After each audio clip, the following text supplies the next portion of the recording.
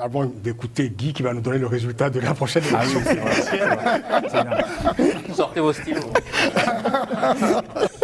Grégory. Il y a beaucoup de choses intéressantes à analyser et observer sur cette élection américaine. La première chose qu'il faut savoir, pour rappeler à nos téléspectateurs, ça va jouer sur ce qu'on appelle les swing states, ces États qui peuvent bouger. Il y en a 7 aujourd'hui, où on va voir qui va l'emporter dans cet État où c'est très serré. Ça se joue entre 1 à 3 points de différence au niveau des sondages. Bien évidemment aussi le cœur, et c'est là où Kamala Harris a bien joué, je pense, parce que l'une des forces de Donald Trump, c'est d'avoir une résonance auprès de la classe moyenne américaine. La classe moyenne américaine était très déçue du mandat de Joe Biden, même si sur le plan économique, son bilan reste très relativement... déçu, c'est pas exagéré.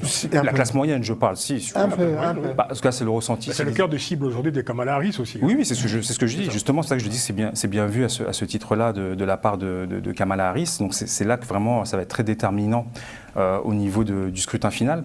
Et aussi, il faut avoir une distinction par rapport à ces élections-là, parce qu'on a tendance à regarder, parce que c'est bien évidemment, comme c'est la première puissance, c'est observé dans le monde entier.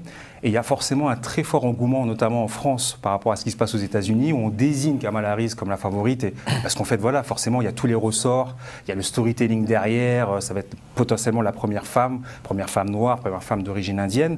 Et donc, ça peut être biaisé et ça peut aussi amener, je ne vais pas encore tout de suite introniser notre Guy Debal, mais ça peut peut-être introniser du coup une mauvaise issue, et entre guillemets une mauvaise issue, c'est-à-dire une surprise avec finalement Trump qui l'emporte sur ces élections-là. Parce qu'il y a toujours ce candidat qui va dire le candidat favori à l'étranger, et puis il y a aussi la réalité de ce qui se passe aux États-Unis. Et c'est très très serré sur cette élection-là.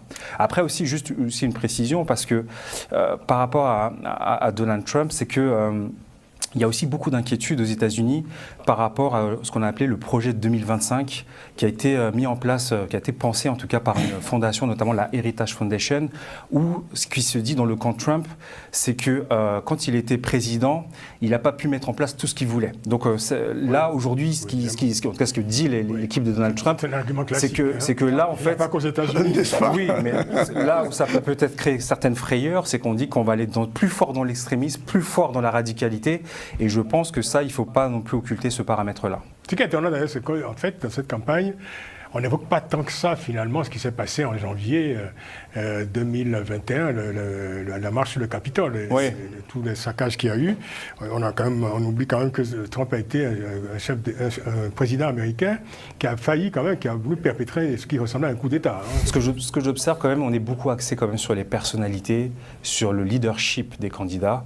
Et ça, il faut quand même... Il y a quand même la justice derrière.